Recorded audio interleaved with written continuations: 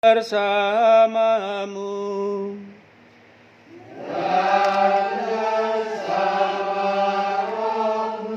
Inilah Injil suci menurut Yohanes.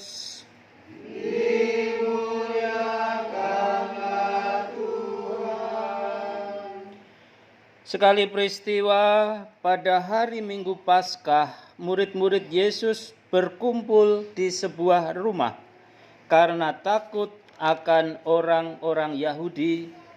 Lagi pula hari sudah malam. Maka pintu-pintu rumah dikunci. Pada waktu itu datanglah Yesus dan berdiri di tengah-tengah mereka dan berkata, "Damai sejahtera bagi kamu." Dan sesudah berkata demikian, ia menunjukkan tangannya dan lambungnya kepada mereka. Murid-murid itu bersukacita ketika mereka melihat Tuhan. Maka kata Yesus sekali lagi, "Damai sejahtera bagi kamu. Sama seperti Bapa mengutus aku, demikian juga sekarang aku mengutus kamu." Dan sesudah berkata demikian, ia mengembusi mereka dan berkata, "Terimalah Roh Kudus. Jikalau kamu mengampuni dosa orang, dosanya diampuni. Dan jikalau kamu menyatakan dosa orang tetap ada, dosanya tetap ada." Tetapi Thomas, seorang dari ke-12 murid itu yang disebut Didimus, tidak ada bersama-sama mereka ketika Yesus datang saat itu. Maka kata murid-murid yang lain itu kepadanya, "Kami telah melihat Tuhan." Tetapi Thomas berkata kepada mereka, "Sebelum aku melihat bekas paku pada tangannya, dan sebelum aku mencucukkan jariku ke dalam bekas paku itu, dan mencucukkan tanganku ke dalam lambungnya, sekali-kali aku tidak akan percaya." 8 hari kemudian murid-murid Yesus berada kembali dalam rumah itu, dan Thomas bersama-sama dengan mereka. Sementara pintu-pintu terkunci, Yesus datang dan berdiri di tengah-tengah mereka dan berkata, "Damai sejahtera bagi kamu." Kemudian ia berkata kepada Thomas, "Taruhlah jarimu di sini dan lihatlah tanganku. Ulurkanlah tanganmu dan cucukkan ke dalam lambungku, dan jangan engkau tidak percaya lagi, melainkan percayalah." Thomas menjawab dia, "Ya Tuhanku dan Allahku." Kata Yesus kepadanya, "Karena engkau telah melihat aku, maka engkau percaya. Berbahagialah mereka yang tidak melihat namun percaya." Memang masih banyak tanda lain yang dibuat Yesus di depan mata murid-muridnya yang tidak tercatat dalam kitab ini. Tetapi semua yang tercantum di sini telah dicatat, supaya kamu percaya bahwa Yesuslah Mesias, Putra Allah, dan supaya kamu berkat iman memperoleh hidup demi namanya. Demikianlah sabda Tuhan. Terpujilah Kristus.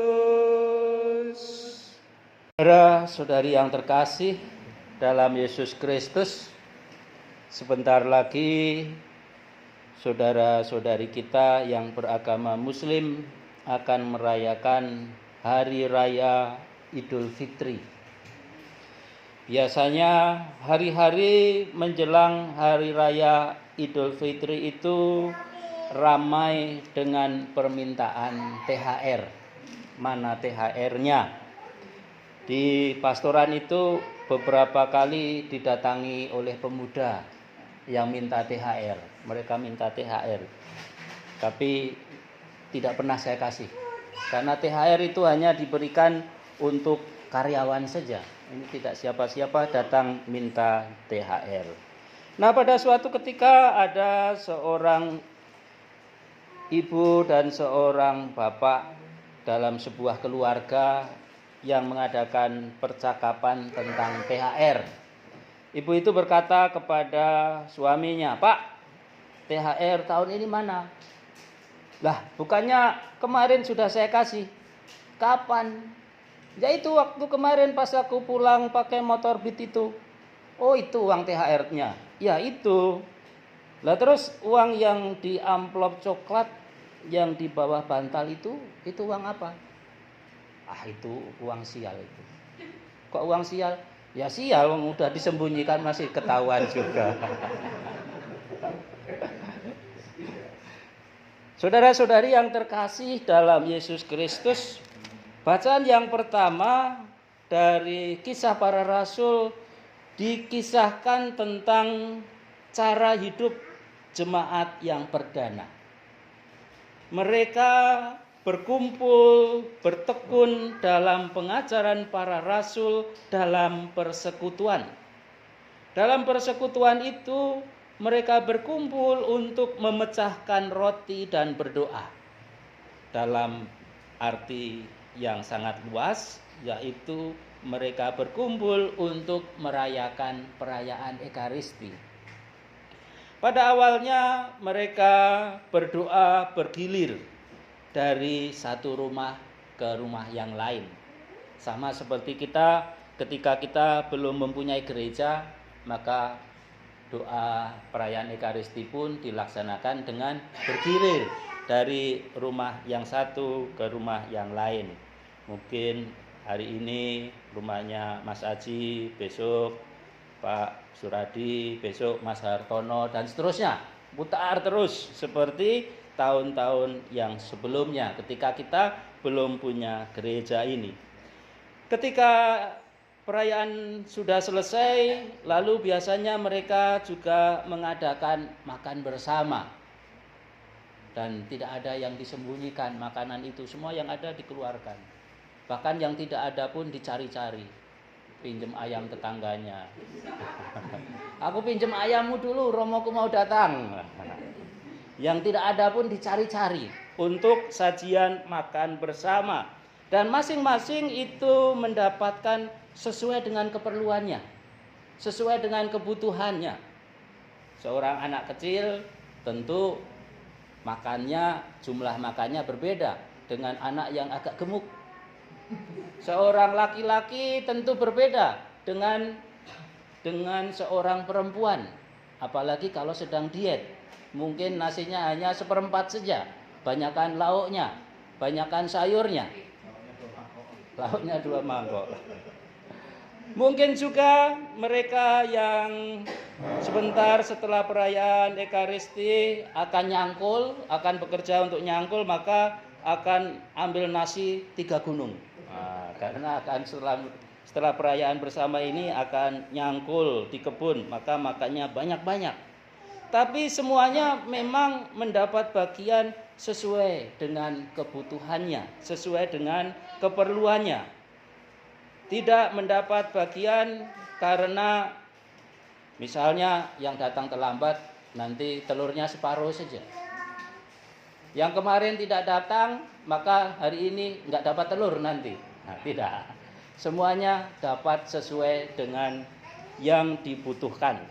Itulah cara hidup jemaat perdana yang juga masih kita hayati, masih kita ikuti sampai sekarang ini.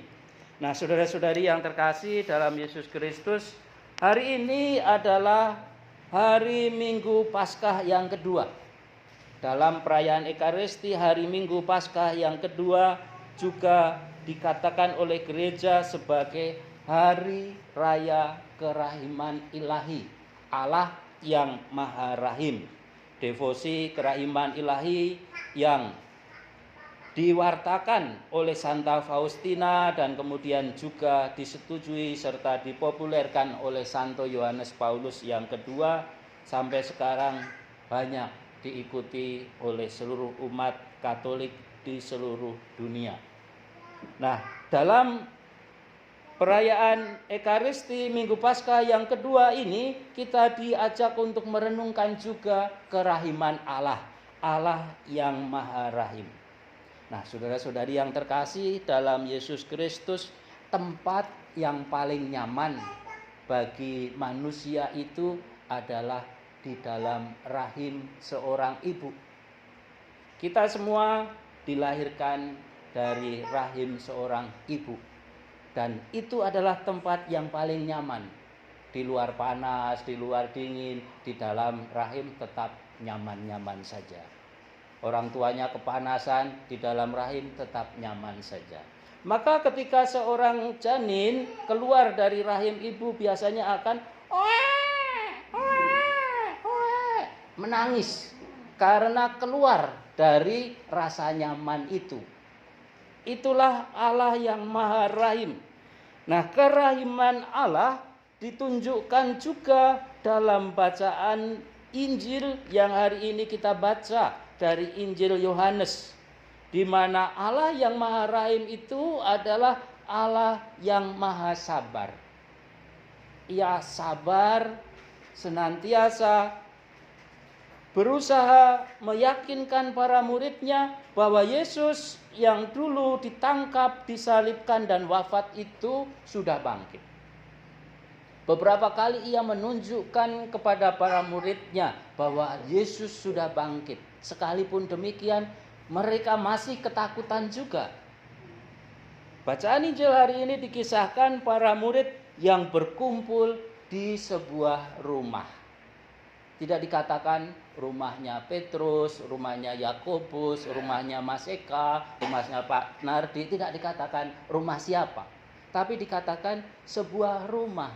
Rumah itu, tempat itu dirahasiakan karena para murid sedang ketakutan. Dan karena mereka ketakutan juga, maka semua pintu dikunci. Dalam keadaan ketakutan itu, Yesus datang.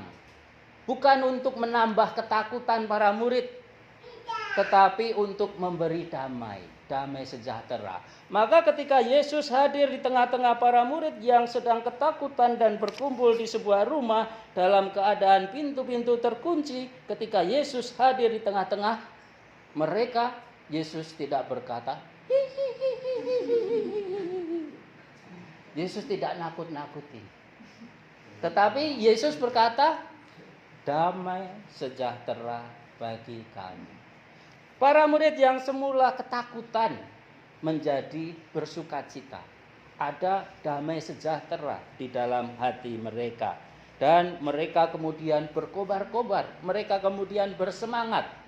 Tetapi pada saat itu Thomas yang juga disebut Didimus rupanya tidak hadir dalam penampakan yang pertama ketika mereka berkumpul bersama-sama.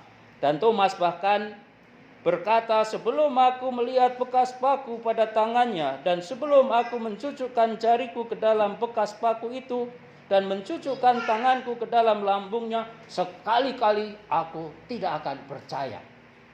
Tapi Yesus sekali lagi menunjukkan kepada seluruh murid ketika mereka berkumpul 8 hari kemudian, dan ia berkata kepada Thomas dengan perkataan yang sama. Yesus tidak marah kepada Thomas. Dia tetap mengatakan hal yang sama, perkataan yang sama, damai sejahtera bagi kamu. Dan ia menegaskan serta meneguhkan Thomas supaya ia percaya bahwa Yesus yang telah disalibkan dan wafat itu sungguh-sungguh telah bangkit. Sehingga Thomas itu berkata kepada Yesus, ya Tuhanku dan Allahku. Itulah kerahiman Allah. Allah yang Maha Rahim, ia sungguh sabar mendidik para murid supaya mereka kemudian percaya bahwa Yesus sudah bangkit, kemudian berkobar-kobar mewartakan Yesus. Allah yang Maha Rahim itu mengubah para murid yang tadinya takut, mengalami ketakutan, menjadi para murid yang berani mewartakan Yesus. Nah, saudara-saudari yang terkasih, kita pun sebagai para murid Kristus yang percaya bahwa Yesus juga sungguh telah bangkit, diajak juga untuk memberi kesaksian tentang kepercayaan iman kita itu. Sekalipun dalam hidup kita mungkin kita mengalami banyak kesulitan, banyak tantangan, banyak hambatan. Entah itu kesulitan dalam relasi, dalam hidup sosial, dalam ekonomi, dalam keluarga, atau kesulitan apapun, kita diajak tetap bergembira. Karena itu Rasul Petrus dalam suratnya yang pertama, kita diajak untuk tetap bergembira. Bergembiralah ketika kamu harus mengalami duka cita dan berbagai macam cobaan. Sebab Allah mau memurnikan iman kita itu. Emas saja dimurnikan dengan api, maka terkadang iman kita perlu dimurnikan dengan berbagai macam kesulitan dan cobaan. Kita diajak untuk tetap bertahan dalam iman akan Yesus Kristus sekalipun mengalami banyak kesulitan dan tantangan. Sebab apa? Sebab kita percaya hanya dalam nama Yesus saja kita akan mendapatkan damai sejahtera itu.